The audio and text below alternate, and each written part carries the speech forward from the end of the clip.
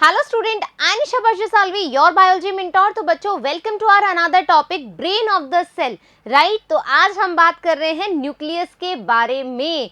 Nucleus क्या होता है, उसका स्ट्रक्चर कैसा होता है, किसने उसको डिस्कवर किया, कैसी स्ट्रेनिंग होती है, क्रोमेटिन क्या होते हैं, टाइप्स क्या होते हैं, और कितने टाइप्स में, जैसे कि हम बोल रहे हैं हेट्रोक्रोमेटिन है, यू क्रोमेटिन है, कैसा स्ट्रेन हम उसको दे सकते हैं, सारे की सारे डिस्कशन हम करने वाले हैं। और इसके अलावा क्रोमोसोम हम कब कहेंगे, राइट, और क्रोमोसोम में भी हम देखेंगे स्पेशल टाइप ऑफ क्रोमोसोम कि कहाँ उसका अक्रेंस होता है, किस टाइप का होता है, क्यों, क्योंकि नीट में इससे रिलेटेड क्वेश्चन भी आते हैं। तो हम पढ़ेंगे तो बहुत सारा, हमारी एनसीईआरटी में कुछ कुछ लाइंस दी हुई है न्यूक्लियस के बारे में जो हम जानते हैं, लेकिन कुछ चीज़ें हम जो नहीं जानते हैं उसके बारे में भी हम डिस्कस करेंगे। राइट, तो न्यूक्लियस क्या है? न्यूक्लियस जो है बच्चों, ये है brain of the cell. Right, किसने देखा था, याद करो मैंने क्या बोला था, ब्राउनी सेंटर के अंदर। राइट, तो यहाँ पर ब्राउनियन मोशन की भी बात करी थी जब हमने हिस्ट्री पढ़ी थी सेल की। तो रॉबर्ट ब्राउन करके जो हमारे साइंटिस्ट हैं, उन्होंने किसको डिस्कवर किया, न्यूक्लियस को डिस्कवर किया। Nucleus as a cell organelle was first described by Robert Brown as early as 1831, 1831 में, 1831 में किसने दिया, रॉबर्ट ब्राउन ने न्यूक्लियस की खोज की। Later the material of the nucleus stained by the basic dye. ठीक है, बेसिक डाई से हमें क्यों स्टेन करना पड़ रहा है? देखो बच्चों, जो फ्लेमिंग थे उन्होंने बताया कि जो न्यूक्लियस है हमारा, ठीक है, जो हमारा न्यूक्लियस है ये नेचर में कैसा होता है, ये एसिडिक इन नेचर होता है। ठीक है, कैसा होता है, एसिडिक इन नेचर होता है। अब एसिडिक इन नेचर होता है तो डेफिनेटली इसको आइडेंटिफाई करने के लिए हमें क्या करना पड़ेगा, बेसिक डाई का यूज करना पड़ेगा। राइट, बेसिक डाई हमें यूज आएगी। कौन सी बेसिक डाई? ठीक है, कौन सी बेसिक डाई? जैसे देखो, बेसिक डाई है लेकिन किस पे वर्क कर रही है, लर्न करने का तरीका बता रही हूँ। बेसिक डाई है, किस पे वर्क कर रही है, एसिडिक कंपोनेंट पे वर्क कर रही है, तो एसीटोकार्बिन। ठीक है, किसका हम कर रहे हैं भाई, किसी एसिडिक स्ट्रक्चर को स्टेन करने के लिए हम एक डाई ले रहे हैं जो कि बेसिक डाई है, उसका नाम है एसीटोकार्बिन। राइट, एसीटोकार्बिन। एक और डाई है जिसको हम कहते हैं फ्यूजन स्टेन। राइट, ये दो बेसिक डाइज हैं जिससे हम हमारे न्यूक्लियस को आइडेंटिफाई कर सकते हैं, उसको स्टेनिंग कर सकते हैं। और ये बात हमें किसने बताई, ये बताई हमारे फ्लेमिंग ने। डन, क्लियर बात। और न्यूक्लियस में भी इन्होंने किसको स्टेन किया था, क्रोमेटिन को। क्रोमेटिन क्या होता है, एक थ्रेड लाइक स्ट्रक्चर होता है। अभी हम सिर्फ ये बात जानेंगे, क्यों, धीरे धीरे हम अभी न्यूक्लियस स्टार्ट किया है, न्यूक्लियस के स्ट्रक्चर में जाएंगे तब आपको पता लगेगा कि क्रोमेटिन क्या होता है। डन, चलिए न्यूक्लियस के स्ट्रक्चर की बात में करेंगे। तो न्यूक्लियस जो है बच्चों, आ जाओ पहले हम स्ट्रक्चर देख लें इसका, न्यूक्लियस का।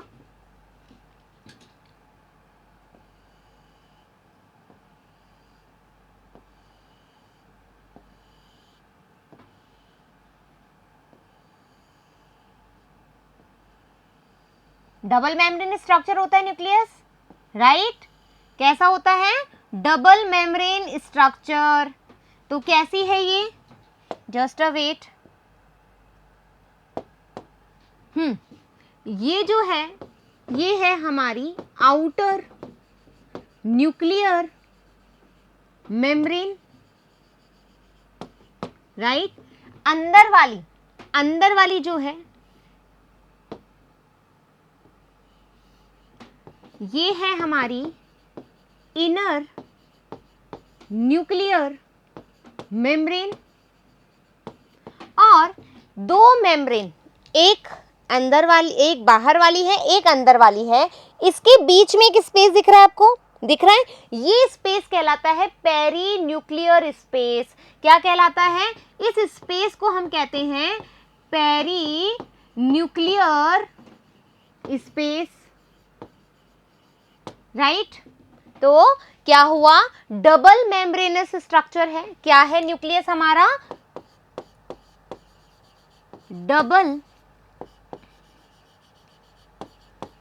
Membranous structure, right.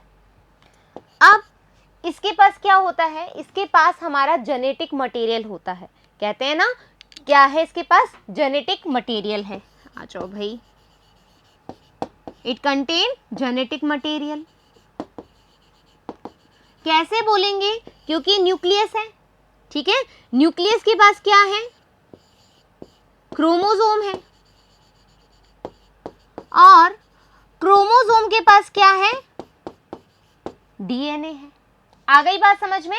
तो मैंने क्या कहा, न्यूक्लियस के पास क्या है हमारा, जेनेटिक मटेरियल है। अब अंदर आ जाते हैं, स्ट्रक्चर की बात कर रहे हैं हम।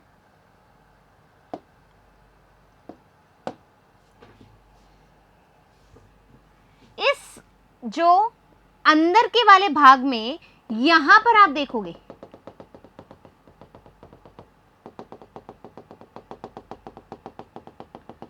यहां पर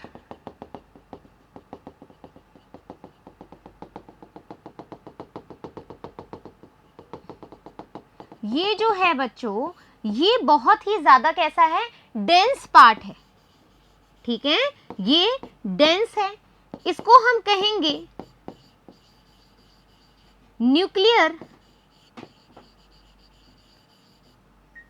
लैमिना रीजन, राइट।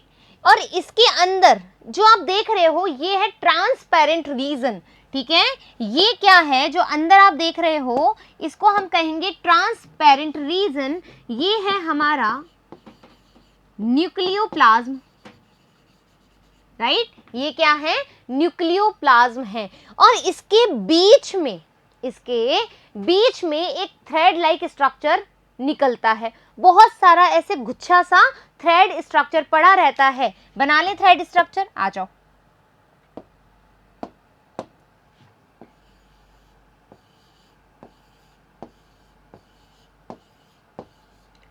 और ये जो थ्रेड लाइक स्ट्रक्चर है, यहां पर लिख दूं, ये जो थ्रेड लाइक स्ट्रक्चर है इसको हम कहते हैं क्रोमेटिन, राइट। क्रोमेटिन, क्रोमेटिन का मतलब है क्रोमाटिन, यानी कि कोई ऐसा थिन थ्रेड लाइक स्ट्रक्चर जो कलर्ड हो। जब भी आपने देखा फ्लेमिंग ने किसको स्टेन दिया, भाई बेसिक डाई किसको दी, क्रोमेटिन को दिया। क्यों, क्योंकि क्रोमेटिन यही है, इसी में एक एबिलिटी है जो कलर को रिटेन करके रखता है, राइट। तो हम क्या बोल सकते हैं, एक कलर्ड थ्रेड लाइक स्ट्रक्चर होता है, थिन होता है, जिसको हम क्या बोल रहे हैं, क्रोमेटिन। इज दैट क्लियर, ठीक है। यही क्रोमेटिन फर्दर जाकर के क्रोमोसोम बनता है।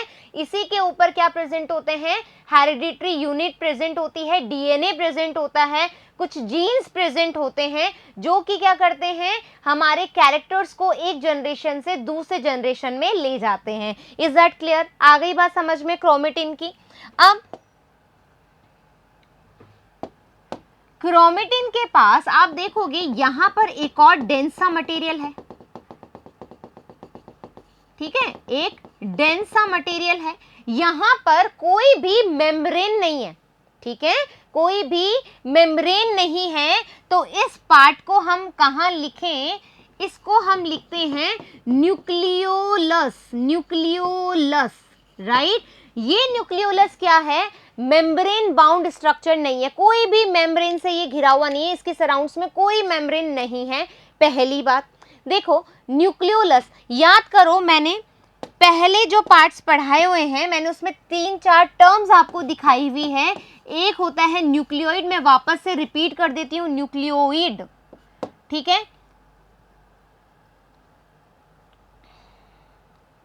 एक होता है न्यूक्लियस, एक होता है nucleolus, right. Nucleoid spelling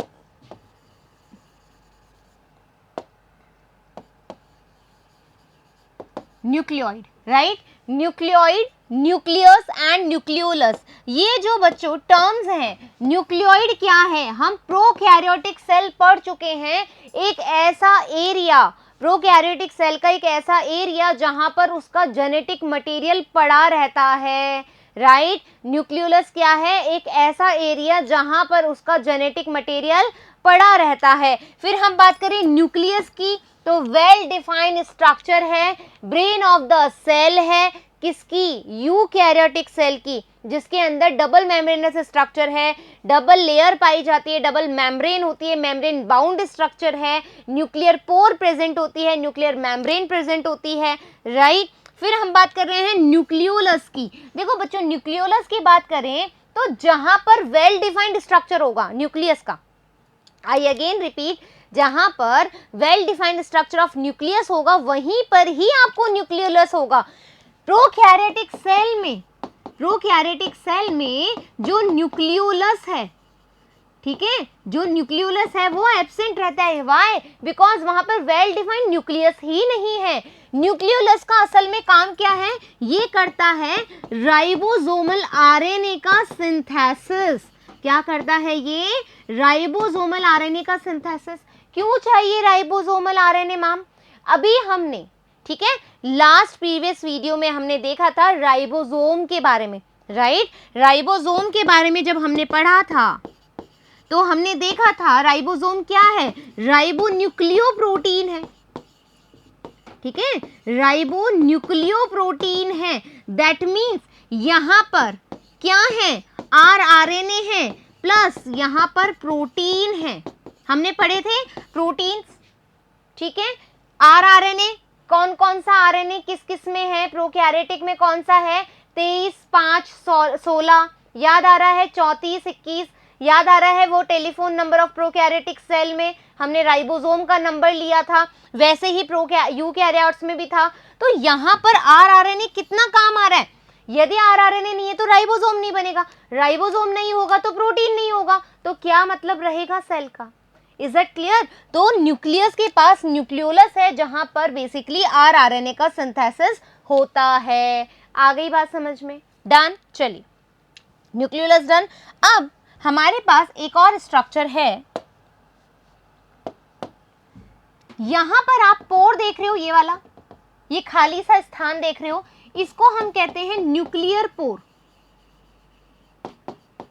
right. इसको हम कहते हैं न्यूक्लियर पोर। न्यूक्लियर पोर क्या है? यहां से जो भी इसका मटेरियल होगा न्यूक्लियस से, वो कहां जाएगा? आउट ऑफ द न्यूक्लियस, ठीक है। जब हम क्या पढ़ते हैं? Central dogma of the cell, ठीक है। क्या होता है central dogma of the life? क्या होता है? डीएनए से हमने आरएनए बनाया, आरएनए से हमने प्रोटीन बनाया, तो ये न्यूक्लियस और साइटोप्लाज्म में साइमल्टेनियसली चलता रहता है, ठीक है। क्या होता है? न्यूक्लियोप्लाज्म और हमारा जो हमारा न्यूक्लियस है एंड साइटोप्लाज्म है उसमें साइमल्टेनियसली चलता रहता है। तो साइटोप्लाज्म से कुछ मैटर अंदर आएगा और न्यूक्लियस का कुछ मैटर बाहर जाएगा। कैसे जाएगा? With the help of nuclear pore. इस न्यूक्लियर पोर के द्वारा वो आवागमन करेगा, कहां से? Cytoplasm to nucleus, nucleus to cytoplasm और सेल टू सेल, राइट। आ गई बात समझ में? तो न्यूक्लियर पोर का क्या इंपॉर्टेंस है? अब देखो, हमारी एनसीईआरटी में, मैंने पहले भी बताया था, हमारी एनसीईआरटी में लिखा हुआ है कि जो इनर मेम्ब्रेन है और आउटर मेम्ब्रेन है वो डिसकंटिन्यूअस है। लेकिन अगेन आई रिपीट कि हमारी outer membrane and inner membrane जो है वो डिसकंटिन्यूअस है, बट जो आउटर मेम्ब्रेन ऑफ न्यूक्लियस है, क्या है?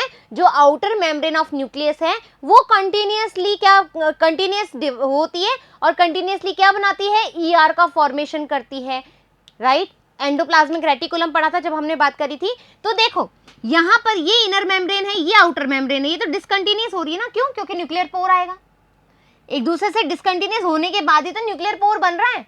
लेकिन यदि ये आउटर मेम्ब्रेन की हम बात करें, यदि हम ये आउटर मेम्ब्रेन की बात करें तो आपको पता है आउटर मेम्ब्रेन क्या निकाल रही थी? ईआर का फॉर्मेशन करने में हेल्प कर रही थी। तो यानी कि जो आउटर मेम्ब्रेन है, ये जो आउटर मेम्ब्रेन है ये क्या कर रही है? ये एंडोप्लाज्मिक रेटिकुलम के लिए कंटिन्यूअस है। बट यदि हम न्यूक्लियर मेम्ब्रेन की बात करें, ठीक है, हम न्यूक्लियर मेम्ब्रेन की बात करें या न्यूक्लियर एनवलप की बात करें तो उसमें आउटर और इनर मेम्ब्रेन डिसकंटिन्यूअस है। Is that clear? कोई डाउट यहाँ पर? ये स्ट्रक्चर समझ में आ गया? ठीक है, न्यूक्लियस का स्ट्रक्चर बिल्कुल समझ में आ गया। क्या क्या फंक्शन है एक बार देख लेते हैं अपन। देखो न्यूक्लियोप्लाज्म क्या है, मैट्रिक्स है। न्यूक्लियर लैमिना रीजन है जो कि डेंस होता है यहाँ पर, ठीक है। कैसा नेचर है न्यूक्लियस का, एसिडिक नेचर है, इसलिए हम बेसिक डायसेस को स्टेन करते हैं। किसको स्टेन करते हैं न्यूक्लियस के अंदर, क्रोमेटिन मटेरियल को। क्रोमेटिन मटेरियल क्या है, क्रोमेटिन मटेरियल एक थ्रेड लाइक स्ट्रक्चर होता है जो कि आगे जाकर के जब डिवाइड होता है, सिंथेसिस फेज आती है सेल डिवीजन सेल साइकिल के अंदर, तो वो क्या बनाता है, क्रोमोसोम का स्ट्रक्चर बनाता है जो कि कैरी करते हैं जीन्स एंड डीएनए, जो कि फर्दर हमें हेरिडिटरी के लिए रिस्पॉन्सिबल है, राइट।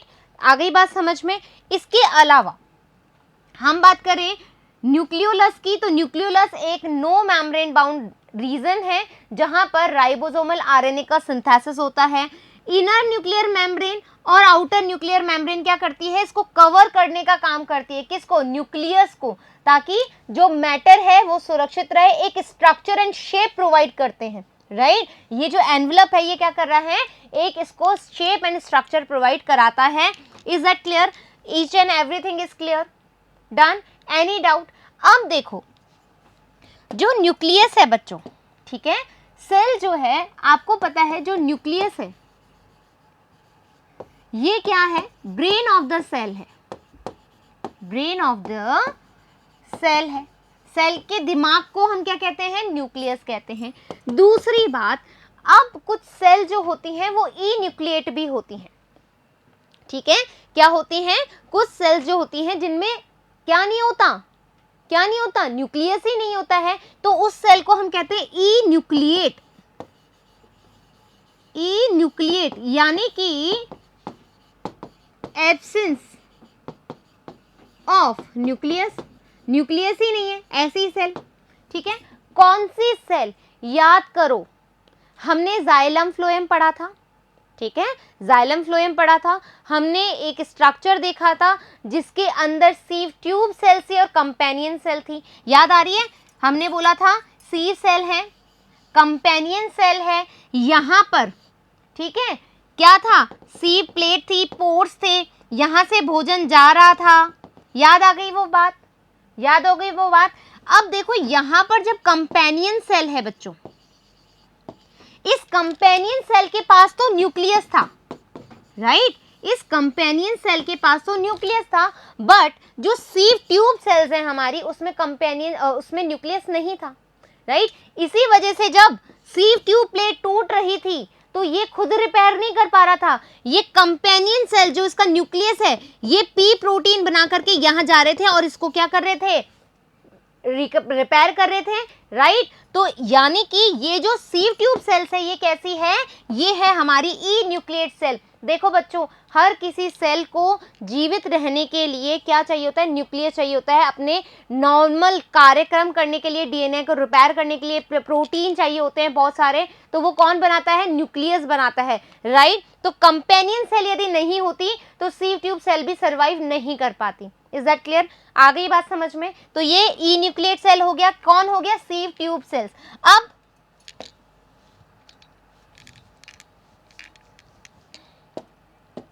अब हम बात करें कुछ सेल बाई न्यूक्लिएट,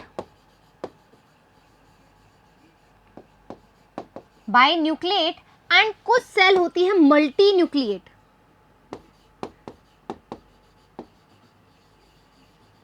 राइट। कुछ सेल्स होती हैं बाई न्यूक्लिएट और कुछ होती है मल्टी न्यूक्लिएट, जैसे कि हमारी ह्यूमन आरबीसी सेल्स, ठीक है, रेड ब्लड सेल्स। या फिर हम बात करें टैपेटम की, टैपेटम हमने कहाँ देखा था, जब हमने नरिशमेंट दिया था, ठीक है, हमने नरिशमेंट दिया था सेल को, याद करो हमने प्लांट किंगडम अच्छे से पढ़ा है, टैपेटम हमने वहीं पढ़ा था जब हमने क्या बनाया था, हमने बनाया था रिप्रोडक्टिव सेल्स बनाई थी, जिसको माइक्रोस्पोरेंजियम, मेगास्पोरेंजियम क्या कर रहा था, उसको टैपेटम क्या कर रहा था, नरिशमेंट का काम कर रहा था, याद आ गई वो बात। तो टैपेटम क्या है, मल्टी न्यूक्लिएट है। इसके अलावा हम बात करें फंजाई की या फंगाई की, तो वहां पर हमने एक मेंबर पढ़ा था, क्या, जाइगोमाइसिटीज, ठीक है, हमने जाइगोमाइसिटीज पढ़ा था, ओमाइसिटीज पढ़ा था, उसके अंदर क्या थी, बहुत सारी न्यूक्लियस थी, सिनोसेटिक सेल हमने बोला था उनको, क्या बोला था? सिनोसेटिक सेल। सिनोसेटिक का क्या मतलब था बच्चों? जहां पर न्यूक्लियस में कोई भी डिवीजन नहीं हो रहा था। न्यूक्लियस ऐसे कैसे बहुत सारे न्यूक्लियस पाए जा रहे थे, ओनली साइटोप्लाज्म में डिवीजन हो रहा था, न्यूक्लियस में कोई डिवीजन नहीं हो रहा था, बहुत सारे न्यूक्लियस पाए जा रहे थे।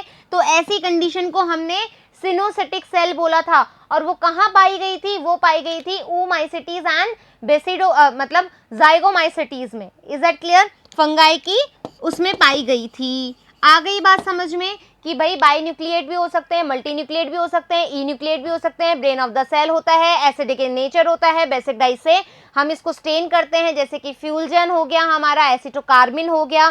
किसने खोज करी थी? रॉबर्ट ब्राउन ने खोज करी थी। इसको स्टेन किसने किया? क्रोमेटिन मटेरियल किसने देखा? फ्लेमिंग ने देखा। आ गई बात समझ में? स्ट्रक्चर हमने देख लिया, डन। तो चलिए अब हमारी एनसीईआरटी और क्या कहती है, फिर हम क्रोमेटिन का स्ट्रक्चर भी देखेंगे।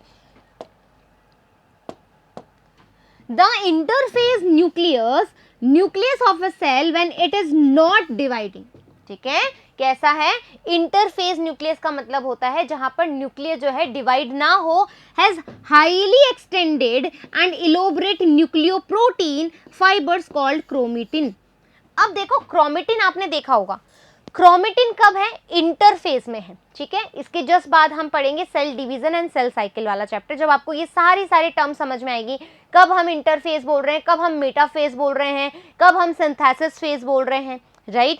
देखो यहाँ पर हम बोल रहे हैं कि एक ये जो लाइंस है वो ऐसे नहीं दी गई है, इसका एक अपना मीनिंग है। देखो the interphase nucleus, interphase nucleus की बात हो रही है, यानी कि ऐसी फेज जहां पर न्यूक्लियस डिवाइड नहीं हो रहा है, has highly extended and elaborated nucleoprotein. क्या होगा? इंटरफेज, इंटरफेज है इसका, ये न्यूक्लियस वाला स्टेज है जहां पर जो न्यूक्लियस है, ठीक है, वो क्या हो रहा है? डिवाइड नहीं हो रहा है। तो यहां पर एक इलोबरेट, ठीक है, यहां पर एक इलोबरेट न्यूक्लियोप्रोटीन है। क्या है ये? न्यूक्लियोप्रोटीन, न्यूक्लियोप्रोटीन है। और इस थ्रेड लाइक, कैसा है ये? थ्रेड लाइक है, थिन है, कलर्ड है। ये स्ट्रक्चर ही क्या कहलाएगा? हमारा क्रोमेटिन मटेरियल, राइट? आ गई बात समझ में? Matrix, nuclear matrix and one or more spherical bodies called nucleoid, sorry nucleolus. Nucleolus हमने क्या बोला? एक स्फेरिकल है, ठीक है, डेंस है, लेकिन मेम्ब्रेन बाउंड स्ट्रक्चर नहीं है, राइट? इसको हम यदि सिंगुलर में बात करें तो न्यूक्लियोलस बोलेंगे, ठीक है, और वैसे हम बात करें तो न्यूक्लियोली बोलेंगे, राइट? आ गई बात समझ में? डन। चलिए, so now we have structure of nucleus. Structure of nucleus की बात करें तो आप देखोगे, हम कलर चेंज कर लेते हैं एक बार, यहां पर, ठीक है, इलेक्ट्रॉन माइक्रोस्कोप से हमने पाया कि यहां पर इस तरीके से ये डबल मेम्ब्रेन स्ट्रक्चर है, ठीक है, और बीच बीच में से ये गैप वाली जगह जो आप देख रहे हो, ठीक है, किससे करूं? येलो से कर देती हूँ। ये जो गैप वाली जगह देख रहे हो, इसको हम कहते हैं न्यूक्लियर पोर। और ये क्या है? डबल मेम्ब्रेन स्ट्रक्चर है। और इस डबल मेम्ब्रेन स्ट्रक्चर के बीच में एक स्पेस है जिसको हमने कहा पेरी न्यूक्लियर स्पेस, राइट? अब हम देखेंगे ये वाला जो पार्ट देख रहे हो आप, ठीक है, डेंस है, कोई मेम्ब्रेन बाउंड स्ट्रक्चर नहीं है, इसको हमने क्या बोला है?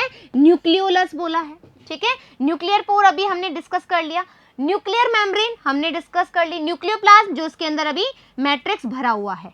Is that clear? डन। चलिए, electron microscopy has revealed that the nuclear envelope which consists of two parallel membrane, क्या होगा भाई? जो न्यूक्लियस है वो दो पैरेलल मेम्ब्रेन से क्या है? कवर्ड है। कैसे पता लगा? इलेक्ट्रॉन माइक्रोस्कोपी के द्वारा। और क्या बोला?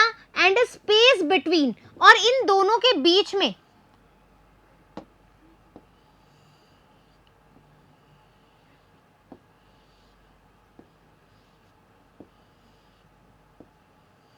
ठीक है, इन दोनों मेम्ब्रेन के बीच में एक स्पेस देख रहे हो, जो कि कितना है, लगभग 10 से 50 नैनोमीटर है, और इसी को हमने क्या बोला है, पेरी न्यूक्लियर स्पेस बोला है। Is that clear? इन दोनों के बीच में जो स्पेस पाया जा रहा है वो कितना है, 10 to 50 हमारा नैनोमीटर है। इसी को हमने क्या बोला है, पेरी न्यूक्लियर स्पेस बोला है, राइट।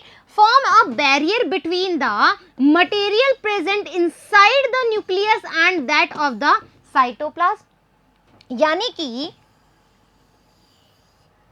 ये क्या है, साइटोप्लाज्म, और ये क्या है, न्यूक्लियोप्लाज्म, राइट।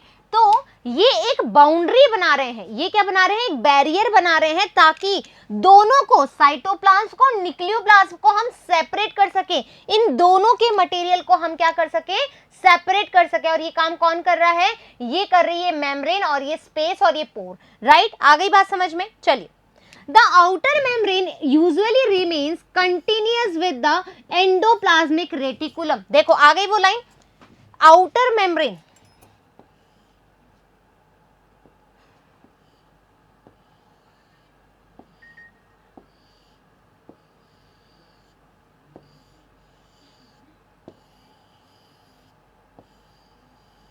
आउटर मेम्ब्रेन जो है वो बोल रहे continuous, continuous, continuous, continuous, continuous, continuously क्या कर रहे हैं, वो फॉर्मेशन कर रहे हैं ईआर का, endoplasmic reticulum. Outer membrane continuous है एंडोप्लाज्मिक रेटिकुलम के साथ, and also bears ribosome on it. और क्या प्रेजेंट है, इनके पास है एटीएस राइबोसोम।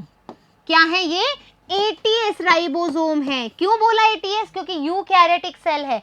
70s राइबोसोम नहीं होगा क्योंकि प्रोकैरियोटिक सेल नहीं है, यूकैरियोटिक सेल है, तो राइबोसोम कौन सा होगा, एटीएस राइबोसोम इसके साथ प्रेजेंट होगा। बट जो हमारी इनर मेम्ब्रेन है, ठीक है, ये सिर्फ राइबोसोम जो अटैच होंगे वो आउटर मेम्ब्रेन के साथ अटैच होंगे, इनर मेम्ब्रेन के साथ कोई राइबोसोम अटैच नहीं है। बात आई समझ में, गेट इट? क्या बोला, आउटर मेम्ब्रेन ऑफ न्यूक्लियस के पास राइबोसोम है, जबकि इनर मेम्ब्रेन के पास ना तो राइबोसोम है और ना ही वो एंडोप्लाज्मिक रेटिकुलम बनाने में कोई मदद करती है। Done. At a number of places, nuclear envelope is interrupted by minute pores. ठीक है, ये जो न्यूक्लियर एनवेलप है ये क्या कर रही है, क्या कर रही है, किसी इंटरप्टेड बाय माइन्यूट पोर, कुछ माइन्यूट पार्ट, छोटे छोटे छिद्रों के द्वारा क्या कर रही हैं, ये स्प्लिट आउट होती जा रही हैं, which are formed by the fusion of its two membrane, जो कि इन दोनों मेम्ब्रेन के आपस में फ्यूज होने की वजह से बन रहे हैं। Is that clear? और उनको अभी वापस से आएंगे इस डायग्राम पे। These nuclear pores are the passage through which movement of RNA and protein क्या कर रहे हैं, जो भी यहाँ पर प्रोटीन बन रहे हैं, जो भी हमारा आरएनए बन रहा है, सेंट्रल डॉग्मा ऑफ लाइफ, ठीक है, वो क्या कर रहे हैं, इस पोर्स के द्वारा ही जा रहे हैं, ठीक है, और आ भी रहे हैं, दोनों वे कर रहे हैं, बोथ वेज, ठीक है, प्रोटीन और आरएनए बाहर भी जा रहे हैं और बाहर से अंदर भी आ रहे हैं with the help of nuclear pore. Nuclear pore कैसे बन रहे हैं, जब ये दोनों मेम्ब्रेन आपस में फ्यूज हो जाएंगी तो बीच में से स्प्लिट हो जाएंगी माइन्यूट पोर के द्वारा, और उसी माइन्यूट पोर को हम कह रहे हैं न्यूक्लियर पोर, राइट। आपकी एनसीईआरटी की एक एक लाइन को रीड मैं इसीलिए करती हूँ ताकि चीजें एक साथ क्लियर हो जाए। डायग्राम आपने देख लिया, आपने बना लिया, बट आपके एनसीईआरटी की एक एक लाइन का क्या मीनिंग है, कहीं से कोई क्वेश्चन आ जाए, right. We have a diagram जो हमारी बुक में है ऑलरेडी। ये क्या है, एंडोप्लाज्मिक रेटिकुलम है, ठीक है, राइबोसोम प्रेजेंट होते हैं। ये क्या है हमारे पास, ये जो आपको छिद्र दिख रहे हैं ये वाले, ये क्या है, न्यूक्लियर पोर है हमारे पास। न्यूक्लियर एनवेलप जो कि इस तरीके से बनी हुई है, बाहर की तरफ जो आउटर मेम्ब्रेन और इनर मेम्ब्रेन है, और nuclear pore, outer membrane, inner membrane and nuclear pore और पेरी न्यूक्लियर स्पेस, ये सारा मिलाकर के हम क्या बोलते हैं, न्यूक्लियर एनवेलप बोलते हैं। पता होना चाहिए न्यूक्लियर एनवेलप में किस क्या क्या होता है, तो न्यूक्लियर पोर प्रेजेंट होता है, आउटर मेम्ब्रेन प्रेजेंट होती है, इनर मेम्ब्रेन प्रेजेंट होती है, और पेरी न्यूक्लियर स्पेस प्रेजेंट होता है। डन। न्यूक्लियोप्लाज्म, ठीक है, क्रोमेटिन मटेरियल जो ये थ्रेड लाइक स्ट्रक्चर प्रेजेंट होता है। ये तो हो गया। Molecule takes place in the both direction between the nucleus and the cytoplasm. ठीक है, न्यूक्लियस से भी आएगा और साइटोप्लाज्म से भी जाएगा। आ गई बात समझ में? Normally there is only one nucleus per cell. ठीक है, वैसे तो एक सेल के पास एक न्यूक्लियस होता है। Variations in the number of nuclei are also frequently observe, but जो नंबर ऑफ न्यूक्लियस है, जैसा कि हमने क्या बोला, enucleate, multinucleate, binucleate cells भी होती हैं, एक से ज्यादा न्यूक्लियस भी होते हैं और एक भी नहीं होता है। Can you recollect name of organism that have more than one nucleus per cell? Yes we have, right, just like tapetum, just like fungi, right. Some mature cell even the lack of nucleus, कुछ जो sales हैं उसके पास nucleus ही नहीं है, जैसे कि erythrocytes of many mammals and sieve tube cells of vascular plant, as I told you, right. Would you consider these cells as living? क्या तुम्हें पता है कि ये सेल लिविंग होती है? तो मेरे प्यारे बच्चों, अभी जस्ट मैंने बताया कि जब हमने सी ट्यूब सेल का एग्जाम्पल देखा था कि जिसके पास सेल में न्यूक्लियस नहीं है वो क्या है, लिविंग सेल्स नहीं होती है। क्यों? क्योंकि उसके पास ब्रेन ऑफ द सेल ही नहीं है, उसके पास न्यूक्लियस ही नहीं है, राइट। द न्यूक्लियर मैट्रिक्स और the nucleoplasm contain nucleolus and chromatin. Nucleolus हमने देख लिया, क्रोमेटिन का पूरा स्ट्रक्चर देखेंगे अभी अपन। ठीक है, द न्यूक्लियोलाई, ठीक है, द न्यूक्लियोलाई आर स्फेरिकल, ठीक है, are spherical structure present in the nucleoplasm. कैसा होगा? स्फेरिकल स्ट्रक्चर होगा। किसमें प्रेजेंट होगा? न्यूक्लियोप्लाज्म के अंदर प्रेजेंट होगा। The content of nucleolus is continuous with the rest of the nucleoplasm. ठीक है, क्यों बोला हमने? जो न्यूक्लियोलस का कंटेंट है, जो न्यूक्लियोलस का कंटेंट है वो जो न्यूक्लियोप्लाज्म के साथ अटैच है। कैसे अटैच है भाई? कोई मेम्ब्रेन नहीं है। मेम्ब्रेन क्या करती है? प्रोटेक्शन ही तो देती है, एक शेप एंड स्ट्रक्चर देती है प्रॉपर, ताकि मर्ज ना हो मैटर। यहाँ पर तो मेम्ब्रेन ही नहीं है, तो डेफिनेटली जो न्यूक्लियोप्लाज्म होगा और जो हमारा न्यूक्लियोलस का जो मटेरियल होगा वो मर्ज होगा एक दूसरे से। The content of nucleolus is continuous with the rest of the nucleoplasm as it is not a membrane bound structure, because of ये membrane bound structure नहीं है, right? It is a site for active ribosomal RNA synthesis. क्या करता है ये? rRNA का synthesis करता है।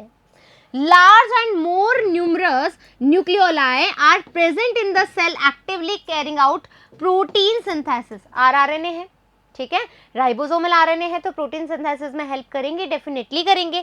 द इंटरफेस न्यूक्लियस, इंटरफेस यानी कि क्रोमेटिन, इंटरफेस बोले तो क्रोमेटिन की बात होगी, has a loose and indistinct network nucleoprotein fibres called as chromatin. ठीक है, अब हम देखेंगे बच्चों क्रोमेटिन का स्ट्रक्चर।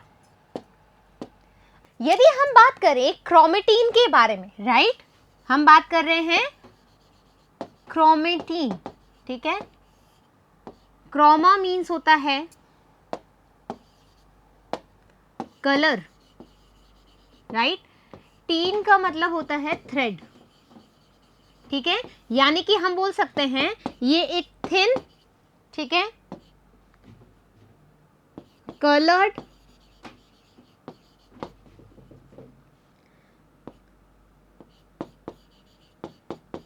इंटरफेस न्यूक्लियर मटेरियल होता है, राइट। कैसा होता है ये? थिन होता है, कलर्ड होता है, इंटरफेस न्यूक्लियर मटेरियल होता है, और इसी को हमने क्या बोला? क्रोमेटिन बोला है, राइट। अब यदि हम क्रोमेटिन की टाइप्स की बात करें, ठीक है, क्रोमेटिन जो है बच्चों बेसिकली 2 टाइप्स का होता है। एक होता है हेट्रोक्रोमेटिन। याद करो हेट्रोक्रोमेटिन वर्ड हमने कहाँ बोला था? यूकैरियोट्स एंड प्रोकैरियोटिक सेल के अंदर, ठीक है, यूकैरियोटिक एंड प्रोकैरियोटिक सेल के अंदर जब हमने क्रोमोसोम के बारे में बात करी थी तो हमने बोला था कि वो वेल डिफाइंड नहीं है। ठीक है, कैसा है? प्रो क्रोमोसोम है, प्रोटोक्रोमोसोम है। Why? Because of prokaryotic cell के अंदर हेट्रोक्रोमेटिन नहीं होता। हेट्रोक्रोमेटिन क्यों नहीं होता, अभी हम बात करेंगे, राइट। तो हेट्रोक्रोमेटिन एंड यूक्रोमेटिन,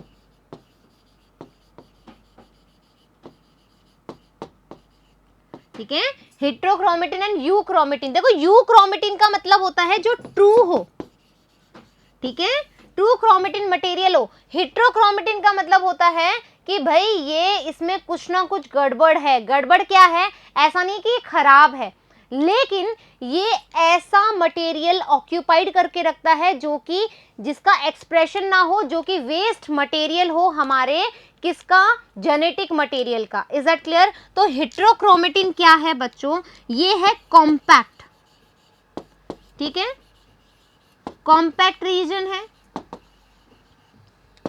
और डार्कली स्टेन्ड है। कैसे है अभी हम बात करते हैं।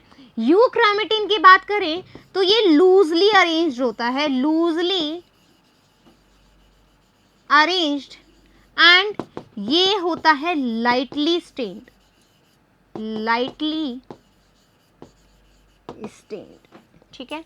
जब आप करोगे कैरेटिक एनालिसिस, कैरेटिक एनालिसिस का मतलब होता है न्यूक्लियस में या क्रोमोसोम में हम देखते हैं, उसका एक कंपैरेटिव अकाउंट निकालते हैं जिससे हमें पता लगता है कि कौन सा क्रोमोसोम किसका है, कौन सी स्पीशीज किससे रिजेंबल करती है, कितने कैरेक्टर्स हम दोनों में या हम उस पर्टिकुलर स्पीशीज से मिलते हैं, कैसे हमसे एक बंदर जो है इतना ज़्यादा क्लोजली कनेक्टेड है, राइट। रैट है, माउस है, रैबिट है, कैसे हमसे क्लोजली रिलेटेड है, ये हम करते हैं जब हम दो न्यूक्लियस या दो क्रोमोसोम को एनालिसिस करते हैं। Is that clear.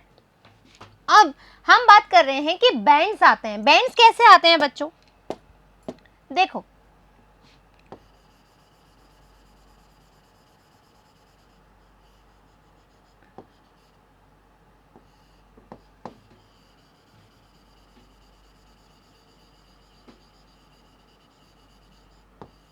इस तरीके से आपको, जब आप क्रोमेटिन को, ठीक है, जब आप क्रोमेटिन को स्टेन करेंगे, स्टेन किससे करोगे, एसिटोकार्मीन से या फिलोजेन से, तो आपको पता लगेगा कि कुछ रीजन जो है वो हमें कैसा दिख रहा है,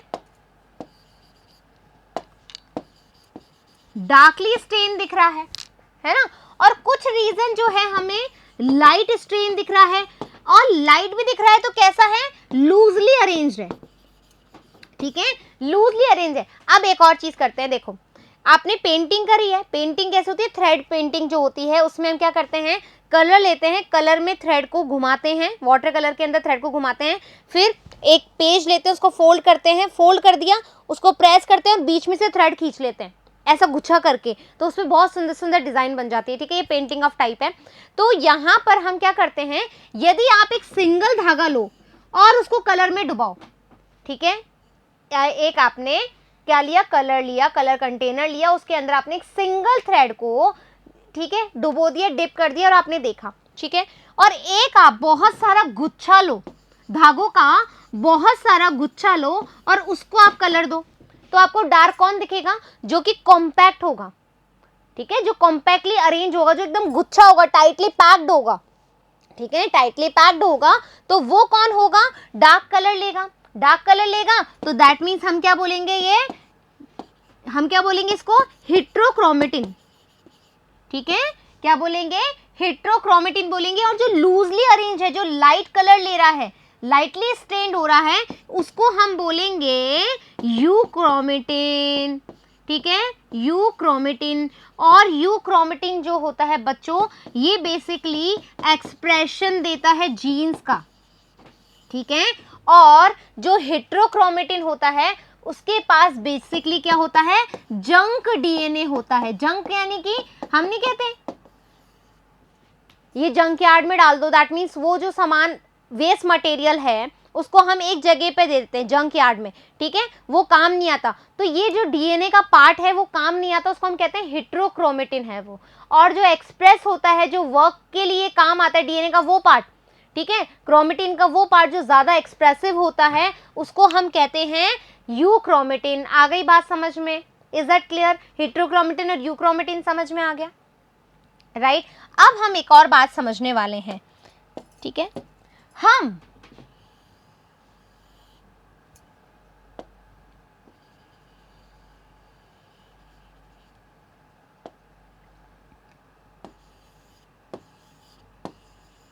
ये क्या है, क्रोमेटिन है, ठीक है, ये क्या है, क्रोमेटिन है। फिर हम इसको इस तरीके से और इस तरीके से जानते हैं, ठीक है। जब क्रोमेटिन क्या करता है, रेप्लिकेशन करता है, ठीक है, यानी कि ये एस फेज में जाता है। कहाँ जाता है, ये एस फेज में, राइट। जब क्रोमेटिन एस फेज में जाएगा, इंटरफेज से एस फेज में जाएगा, तो वहां पर क्या कहलाएगा, ये कहलाएगा क्रोमोसोम, राइट, ये कहलाएगा क्रोमोसोम।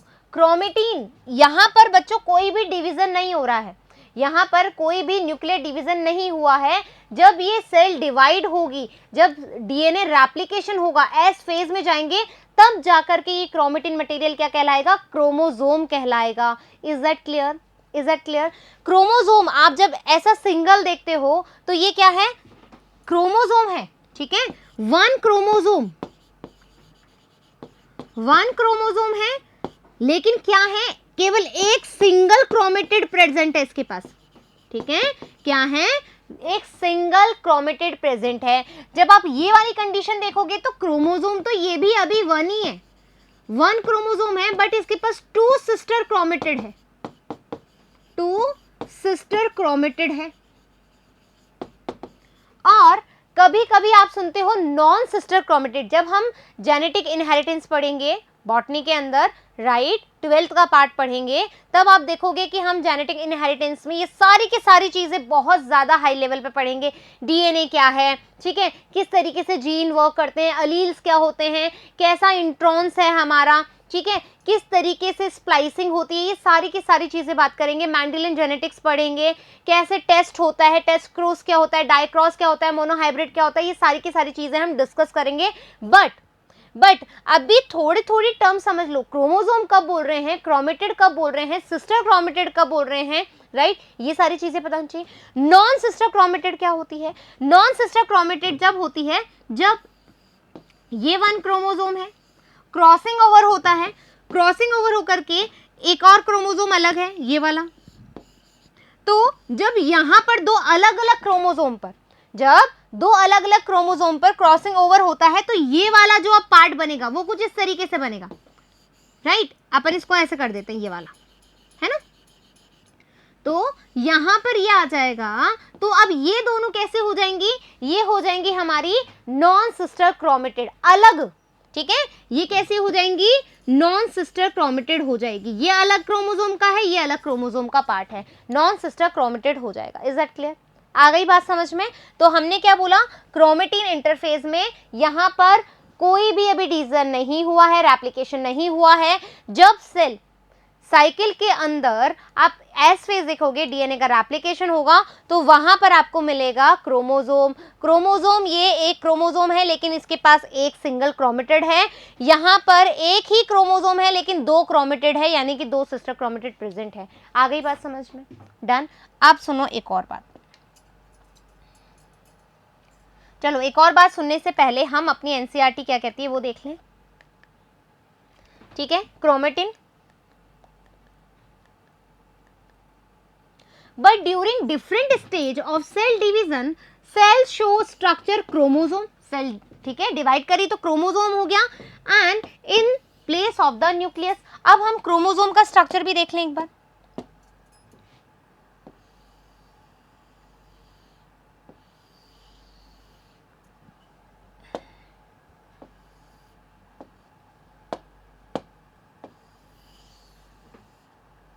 राइट, हम एक क्रोमोसोम का स्ट्रक्चर देख लें, आ जाओ,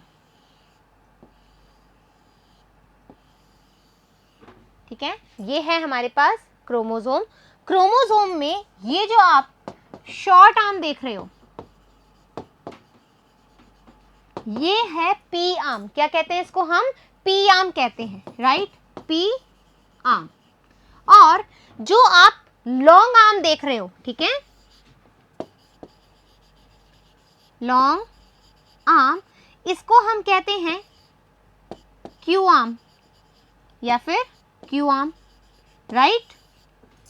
जो लॉन्ग आर्म है। और वैसे भी याद कर लो, पी के बाद क्या आता है, क्यू, यानी कि बड़ा नंबर। ये अल्फाबेट देखते हैं, ऐसे याद हो सकता है, शॉर्ट आर्म और लॉन्ग आर्म याद नहीं रहती है तो ऐसे याद रख सकता है, पी के बाद क्यू आता है यानी उससे बड़ा आता है, ठीक है। तो पी छोटी आर्म, क्यू बड़ी आर्म, ठीक है। बीच में ये जो दो क्रोमेटिड है, इसके बीच में आप ये चीजें देख रहे हो, ठीक है, सॉरी, दो आर्म्स हैं, उसके बीच में आप ये वाला स्पेस देख रहे हो, इसको हम कहते हैं सेंट्रोमियर। क्या कहते हैं इसको, सेंट्रोमियर। ये दो आर्म्स के बीच में प्रेजेंट होता है और इस सेंट्रोमियर के हिसाब से भी जो क्रोमोसोम है वो बेसिकली 4 टाइप्स के होते हैं, अभी हम बात करेंगे। इसके अंदर क्रोमेटिन थ्रेड जो है प्रेजेंट होता है, राइट। और ये जो एंड्स आपको दिख रहे हैं, पी आर्म के और क्यू आर्म के एंड पॉइंट है, इसको हम कहते हैं टीलोमियर। क्या बोलते हैं, टीलोमियर या फिर टीलोमेरिक एंड। क्या बोलते हैं, टीलोमियर या फिर टीलोमेरिक एंड हम इसको कहते हैं। अब सेंट्रोमियर के आधार पर, ठीक है, जो सेंट्रोमियर है उसकी पोजीशन के हिसाब से जो क्रोमोसोम है वो बेसिकली 4 टाइप के होते हैं। कितने टाइप के होते हैं, 4 टाइप्स के होते हैं। कौन कौन से, ठीक है, यहां पर हम सीधा शेप लिखते हैं, वी शेप्ड,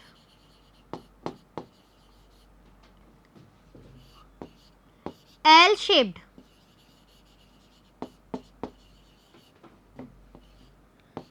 जे शेप्ड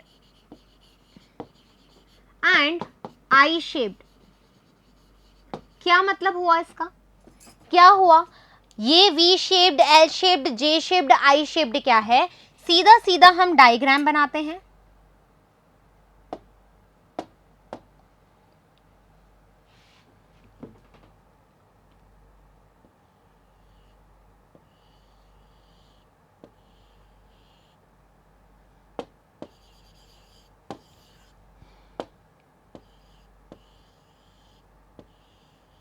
ठीक है, सेंट्रोमियर बिल्कुल मिड पोजीशन पे है, सेंट्रोमियर अपन बिल्कुल क्या है, मिड पोजीशन पे है, यानी कि यहाँ पर जो पी आर्म है और जो क्यू आर्म है वो कैसे है, इक्वल है, उसका साइज बिल्कुल समान है। तो हम क्या बोल सकते हैं, when P arm is equal to Q arm, ठीक है, नॉन एज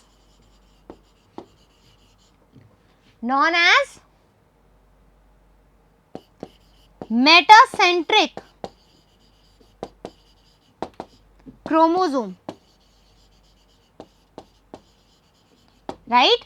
कैसे बोला हमने, जब P और Q आर्म क्या है, बिल्कुल समान है। क्यों समान है, क्योंकि सेंट्रोमियर जो है वो बिल्कुल बीच के अंदर प्रेजेंट है।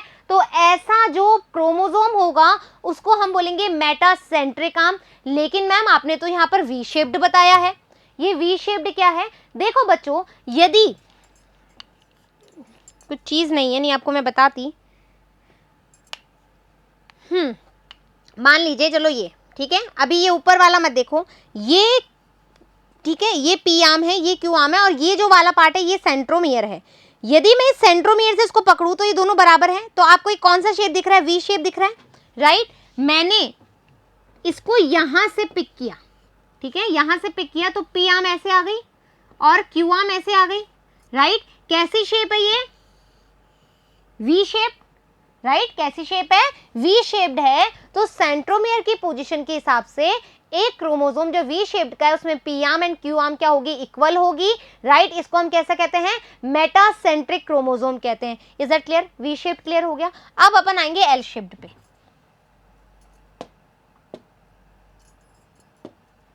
ठीक है। एल शेप्ड में अब क्रोमोसोम जो है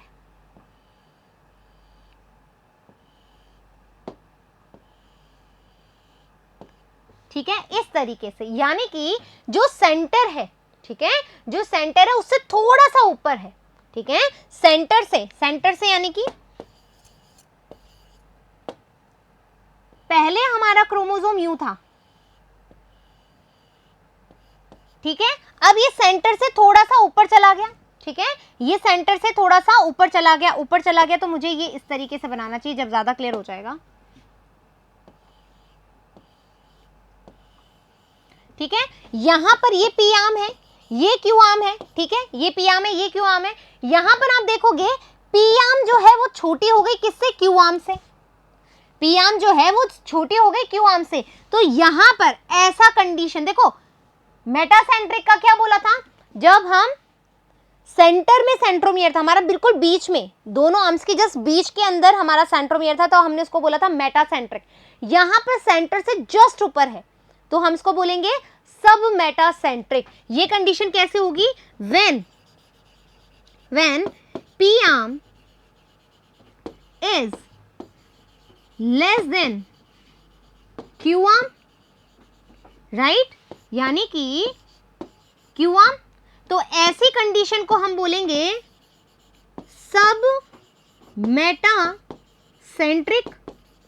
और इसी को कैसे बोलेंगे, एल शेप्ड। एल शेप्ड क्यों, अब इसको मैंने ऐसे पकड़ा तो लाइक इस तरह से हो जाएगी। कैसा शेप हो गया, एल शेप हो गया। कैसा शेप हो गया, एल शेप्ड हो गया। इज दैट क्लियर, आ गई समझ में, सब मेटासेंट्रिक समझ में आ गई, सेंटर से थोड़ा सा ऊपर। अब हम बात करते हैं जे शेप्ड की, राइट। ये हमारा नॉर्मल क्रोमोसोम। यदि मैं बात करूं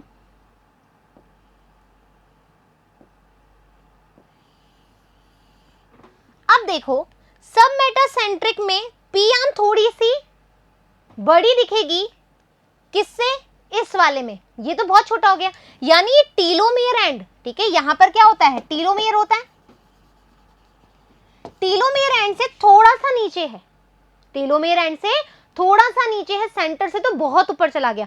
सेंटर से तो देखो, सेंटर यहां था, अब ये यहां चला गया, बिल्कुल इधर टीलोमियर एंड के पास में। तो ऐसा क्रोमोसोम कहलाता है जब when P arm is more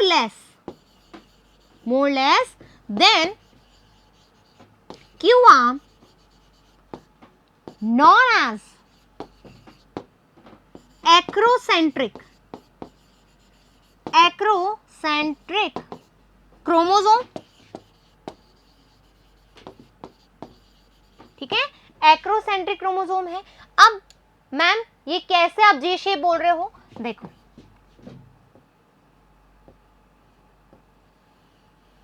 right, कैसा हो गया, जे शेप हो गया, जे शेप हो गया। इज दैट क्लियर, आ गई बात समझ में, क्या बोलेंगे इसको, acrocentric chromosome. Now we have I shaped, now we have I shaped chromosome. तो कैसा होगा, नॉर्मल क्रोमोसोम। ठीक है, अब इसको आई शेप्ड बनाना है। ये लो भाई, कैसा हुआ, बिल्कुल पी आर्म गायब ही हो गई। अब पहले छोटी हुई, फिर ज्यादा छोटी हुई, अब बोला मेरे बस की बात नहीं है, अब मैं गायब ही हो जाती हूँ, क्यू आर्म ही को रहने दो। ठीक है, क्यू आर्म को रहने दो, मतलब when centromere present at telomeric and,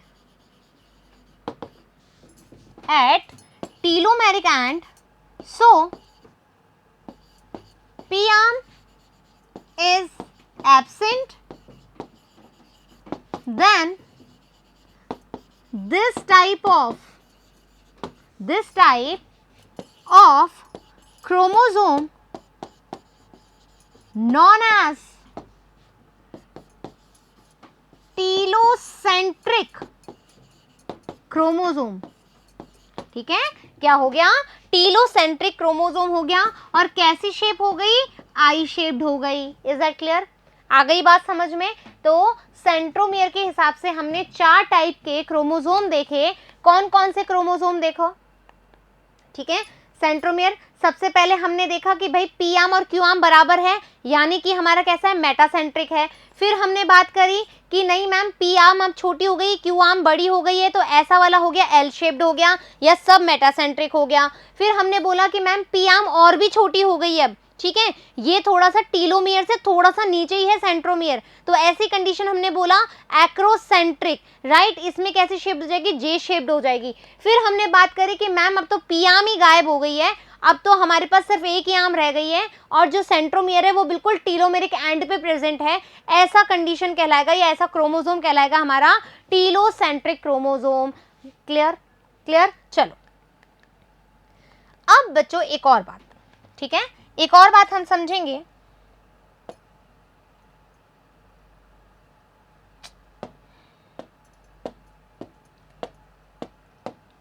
जब हम क्रोमोसोम का स्ट्रक्चर पढ़ते हैं, ठीक है, जब हम क्रोमोसोम का स्ट्रक्चर पढ़ते हैं तो कुछ ऐसा डिस्क लाइक स्ट्रक्चर, ठीक है, कुछ ऐसा डिस्क लाइक स्ट्रक्चर यहां पर प्रेजेंट होता है, राइट। आपको याद हो, ठीक है, अभी जस्ट प्रीवियस जो हमने टॉपिक पढ़ा था तो उसमें हमने स्पिंडल फाइबर की फॉर्मेशन पढ़ा था बच्चों, ठीक है, ये सेंट्रोसोम, ये परपेंडिकुलर सेंट्रियोल और यहां से स्पिंडल फाइबर आ रहे थे ऐसे ऐसे से, ये स्पिंडल फाइबर और ये क्रोमोसोम मेटाफेजिक प्लेट पे अरेंज थे,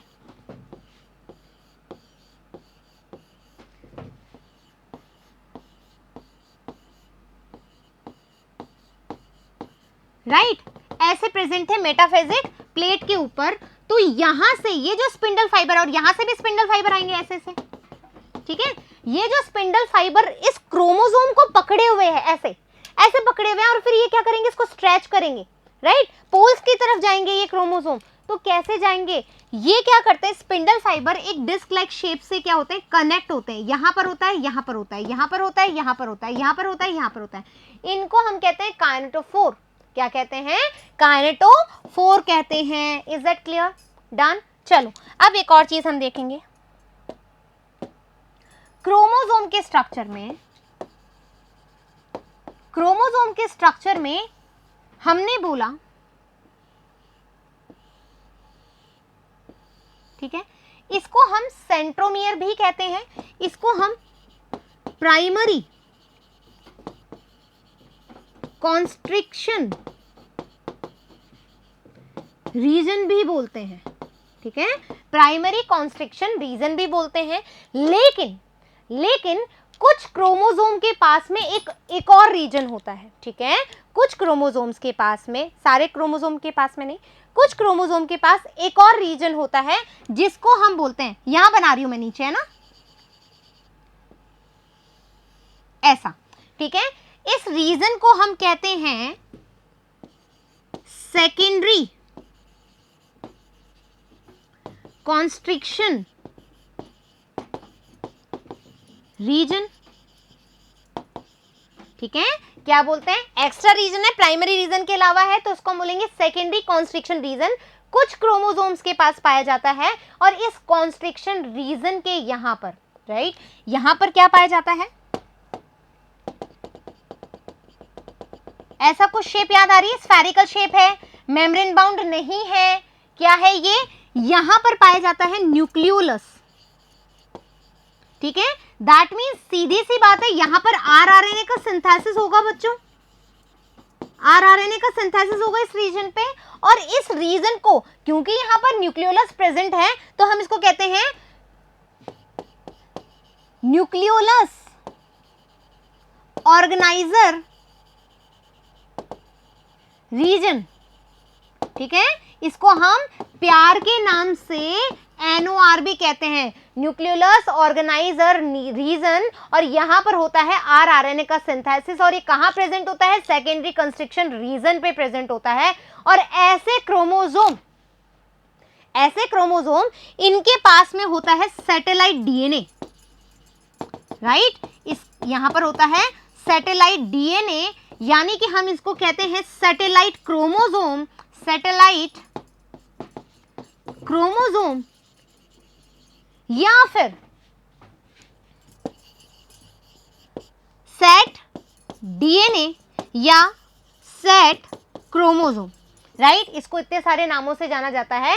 जिस क्रोमोसोम के पास में एक्स्ट्रा सेकेंडरी कंस्ट्रक्शन रीजन होता है, एनओआर रीजन होता है, जहां पर राइबोसोमल आरएनए का सिंथेसिस होता है, उसको हम बोलते हैं सैटेलाइट क्रोमोसोम, राइट। और इस सैटेलाइट क्रोमोसोम के होने की वजह से हमारे अंदर मतलब जो जीन्स होते हैं, जो क्रोमोसोम है, हम उसको इजीली आइडेंटिफाई कर सकते हैं। यानी कि कुछ क्रोमोसोम के पास में ही ये आपको रीजन अलग से नजर आएगा, तो आप पहचान पाओगे कि हाँ ये जो है सैटेलाइट क्रोमोसोम है।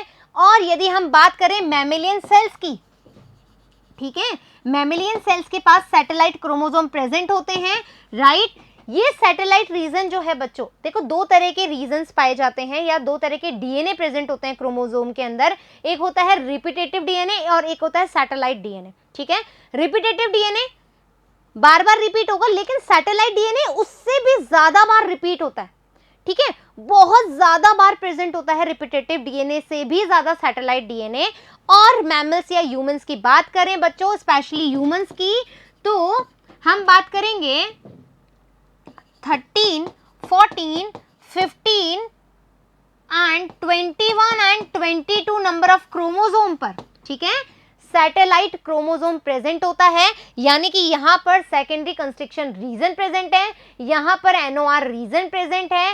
ये सैटेलाइट डीएनए को रिप्रेजेंट करते हैं ह्यूमंस के अंदर। तो आप ये भी देख करके पता लगा सकते हो, जहां पर आपको ये रीजन पता लगेंगे तो आप बोल सकते हो कि ये ह्यूमन का क्रोमोसोम है या ये ह्यूमन का जीनोम है। Is that clear? आ गई बात समझ में? कहानी एकदम पिक्चर क्लियर हो गई। चलो अब आपकी बुक क्या कहती है।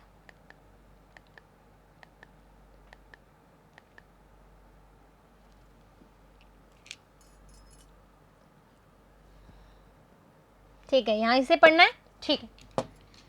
Chromatin contains DNA, some basic protein called histone protein and non-histone protein and also RNA। देखो बच्चों, न्यूक्लियस का स्ट्रक्चर आप देखेंगे तो आपको इस तरीके से पता होता है कि ये क्या है, ठीक है। यहां पर ये न्यूक्लियोसोम है, इस तरीके से थ्रेड लाइक स्ट्रक्चर होता है, डीएनए इस पे लपेटा हुआ होता है, ऐसे ये डीएनए लपेटा हुआ है इस न्यूक्लियोसोम पे, ठीक है। फिर यहाँ पर एक डीएनए होता है जिसको हम लिंकर डीएनए कहते हैं, ठीक है। फिर अगेन इस तरीके से आपको याद है वो बीट्स वाली स्टोरी, ठीक है, स्ट्रिंग एंड बीट्स वाली स्टोरी। बहुत सारे जो है इस न्यूक्लियोसोम के ऊपर या क्रोमोसोम के ऊपर बहुत सारे लोगों ने अलग अलग थ्योरी दी है, अलग अलग हाइपोथेसिस दी है कि ये इस तरीके से अरेंज होता है, यहाँ पर डीएनए प्रोटीन इस तरीके से अरेंज होता है। तो बहुत अभी हम पढ़ेंगे स्पेशल टाइप ऑफ क्रोमोसोम पढ़ेंगे, जिसमें से हम दो बेसिकली पढ़ते हैं, लैम्ब्रुश क्रोमोसोम एंड हमारा पॉलीटीन क्रोमोसोम, राइट। चलिए, तो chromatin contain DNA and some basic protein called histone, some histone proteins and also RNA, right?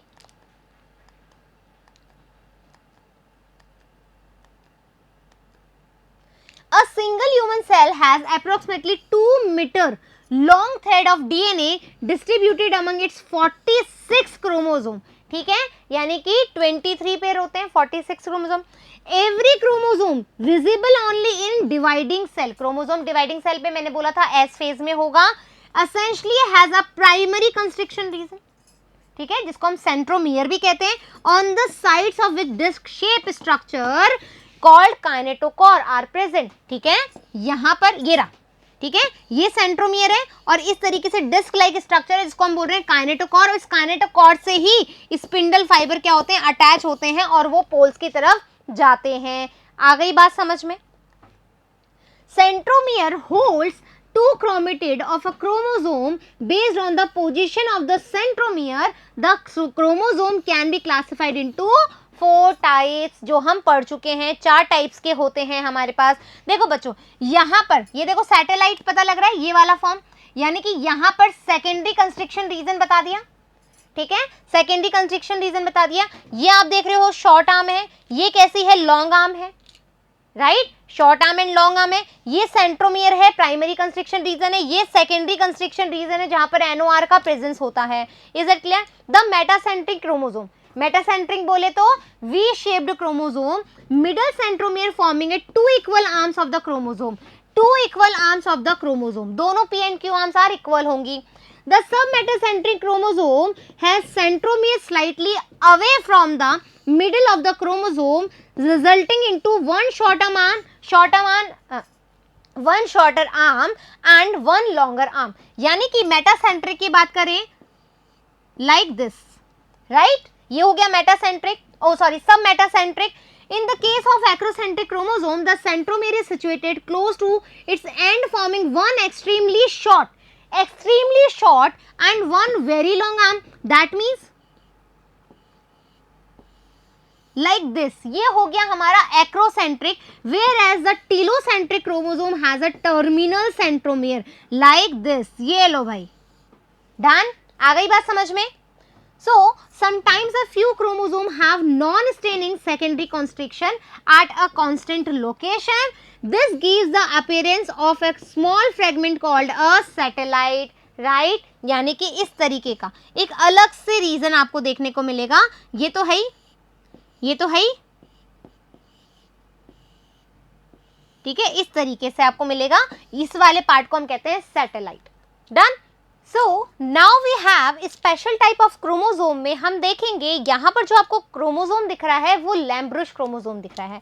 देखो बच्चों, यहाँ पर आपको इस तरीके से दिख रहा है, ये जो लूप्स हैं, ठीक है, ये जो लूप्स हैं यहाँ पर, फिर यहाँ पर इस तरीके से. तो ये जो बल्ब फॉर्म दिख रही है और ये जो साइड में दिख रहा है, ठीक है, ये जो साइड है ये क्या कर रहा है? देखो, लैम्ब्रुश क्रोमोसोम जो होता है ये स्पेशल टाइप ऑफ क्रोमोसोम होते हैं, बहुत बड़े साइज में होते हैं, जेंट साइज में होते हैं. ये क्या करते हैं कि जो एक्सप्रेसिव रीजन होता है यानी कि यूक्रोमेटिन होता है उसको एक्सप्रेस करते हैं, और जो बाकी नॉन एक्सप्रेसिव रीजन होता है या हम कहें कि जो जंक डीएनए होता है, हेट्रोक्रोमेटिन होता है, उसको और ज़्यादा कॉम्पैक्ट करके रखते हैं ताकि जो पर्टिकुलर जीन है वो एक्सप्रेस हो सके. तो लाइक दिस, यहाँ पर जो ये वाला जो जीन है, ठीक है, जो यहाँ पर जो ये कॉम्पैक्ट वाला जो स्ट्रक्चर है ये है हमारा हेट्रोक्रोमेटिन,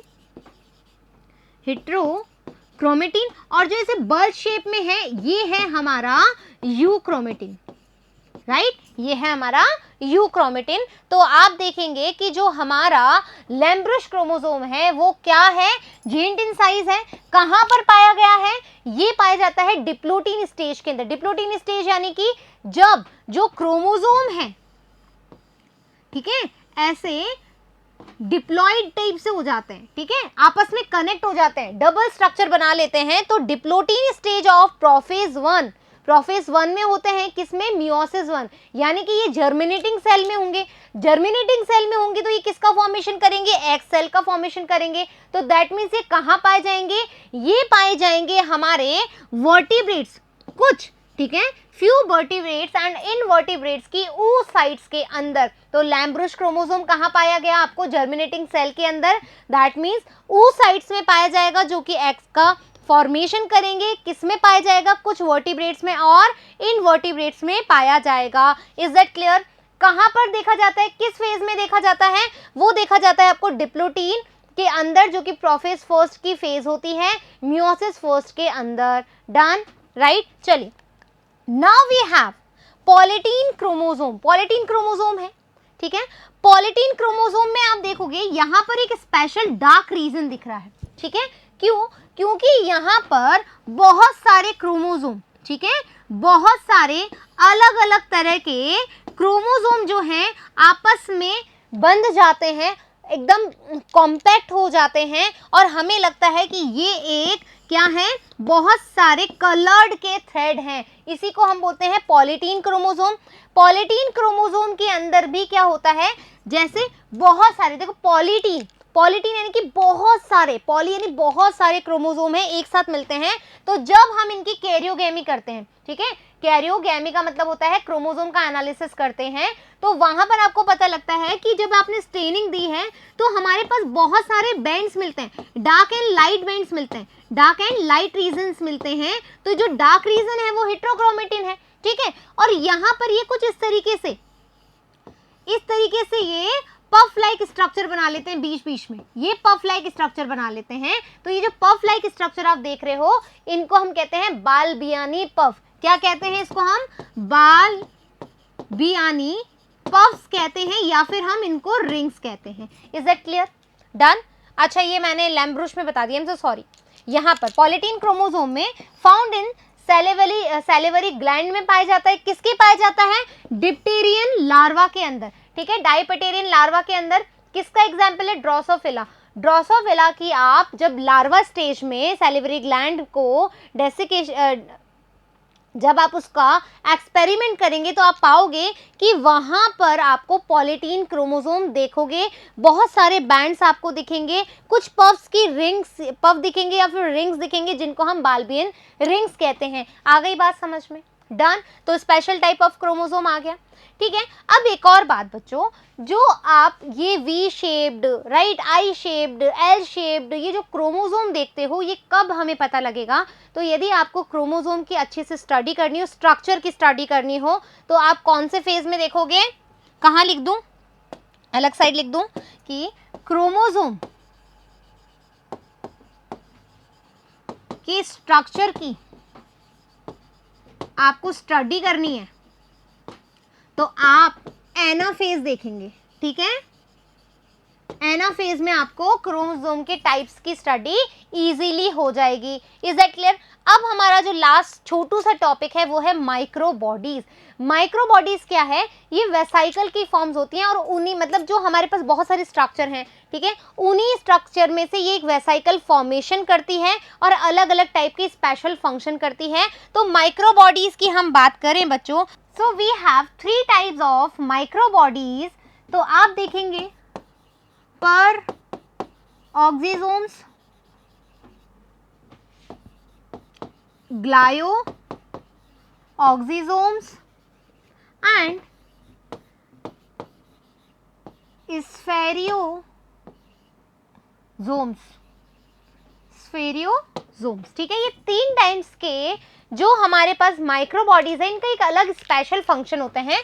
पर ऑक्सीसोम्स की हम बात करें तो पर ऑक्सीसोम्स बच्चों एनिमल एंड प्लांट सेल दोनों में पाया जाता है, राइट, दोनों में पाया जाएगा। इसको जो डिस्कवर किया है वो किया है डे ड्यूव ने, राइट।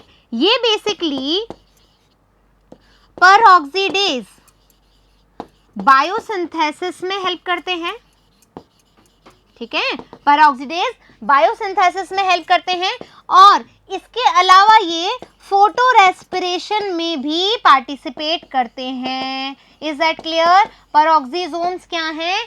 पहली बात तो ये एंजाइम्स कंटेन करते हैं जो कि पर ऑक्सीडेज बायोसिंथेसिस में हेल्प करेंगे, फोटो रेस्पिरेशन में हेल्प करेंगे।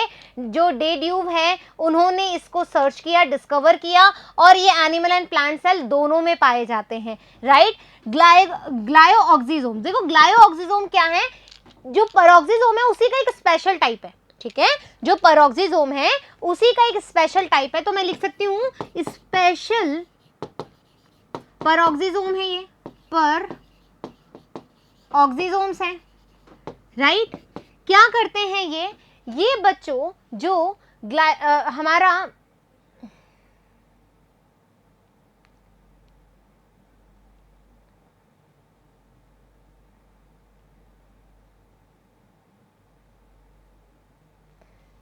क्या करते हैं? ये स्पेशल परऑक्सीसोम होते हैं और ये बीटा ऑक्सीडेज सिंथेसिस में हेल्प लेते हैं और साथ ही ये ग्लायोऑक्सिलेट पाथवे जो होता है उसमें भी पार्टिसिपेट करते हैं, ठीक है, राइट। आ गई बात समझ में? देखो स्फेरियोसोम जो होते हैं वो कहाँ से ओरिजिनेट होते हैं? वो होते हैं एसीआर से। एसीआर की ये वेसाइकल्स होती हैं बच्चों, ठीक है, एसीआर की वेसाइकल होती हैं। तो याद करो एसीआर में किसका सिंथेसिस होता था? लिपिड का सिंथेसिस होता था, फैट का सिंथेसिस होता था। तो उनका फॉर्मेशन करने में, यानी कि लिपिड एंड फैट का सिंथेसिस करने में और साथ ही साथ ये वेसाइकल उनको ट्रांसपोर्ट करने में भी हेल्प करती है। स्फेरियोसोम क्या है? एसीआर से निकली होती है, ठीक है। पर्नर नाम के साइंटिस्ट ने इसको आइडेंटिफाई किया होता है, डिस्कवर्ड किया होता है और इसके अलावा ये क्या करती है? लिपिड एंड फैट के सिंथेसिस के साथ साथ उनके ट्रांसपोर्ट में भी हेल्प करती है। Is that clear? आ गया माइक्रोबॉडीज। हमारी एनसीईआरटी क्या कहती है? Many membrane bound minute vesicles called microbodies that contain various enzyme, ठीक है, जैसे कि पर ऑक्सीडेज बायोसिंथेसिस के लिए एंजाइम चाहिए, फोटो रेस्पिरेशन में जो एंजाइम चाहिए पर ऑक्सीडेज देखेंगे, राइट। इसके अलावा हम बात करें स्फेरियोसोम, ये क्या होते हैं, एसईआर के लिए कुछ वेसाइकल्स होते हैं, इसमें कुछ ऐसे एंजाइम्स होते हैं जो कि क्या करेंगे, लिपिड एंड फैट का फॉर्मेशन करेंगे और उनको ट्रांसपोर्ट करने में हेल्प करेंगे। So present in both and plant and animals cells, right. आ गई बात समझ में। तो इस तरीके से जो है बच्चों आज हमारा सेल वाला जो चैप्टर है वो कंप्लीट हो गया है। पूरा कंटेंट हमने अच्छे से पढ़ लिया है, हर स्ट्रक्चर पे डिस्कशन हो चुका है, उसका फंक्शन डिस्कस हो चुका है, उसके जो अलग से जो मॉडिफिकेशन है वो सब कुछ डिस्कस हो चुके हैं, right. Prokaryotic cell eukaryotic cell में डिफरेंस पता लग गया है। तो अब हमारा जो नेक्स्ट टॉपिक होगा वो होगा क्वेश्चन आंसर, यानी कि सेल्फ एनालिसिस की बात होगी। तो बच्चों बहुत सारे क्वेश्चन मैं लेकर आऊंगी, प्रीवियस ईयर के क्वेश्चन लेकर आऊंगी, उसको आपको अच्छे से करना है, सेल्फ एनालिसिस करना है। आपको पता लग जाएगा कि आप चैप्टर में कहाँ पर क्या मिस्टेक कर रहे हैं, क्या चीज़ आपने स्किप आउट कर दी है। तो प्लीज़ प्लीज़ प्लीज़ जब तक वो वीडियो आए उससे पहले आपको क्या करना है, सारा पूरा चैप्टर पढ़ लेना है, उसके नोट्स बना लेने, एनसीईआरटी को अच्छे से रीड कर लेना है दिमाग में और जहन में बिठा लेना है। Is it clear? I hope कि ये चैप्टर आपको एकदम अच्छे से आ गया होगा। फिर मिलेंगे न्यू चैप्टर के साथ, जब तक थैंक यू।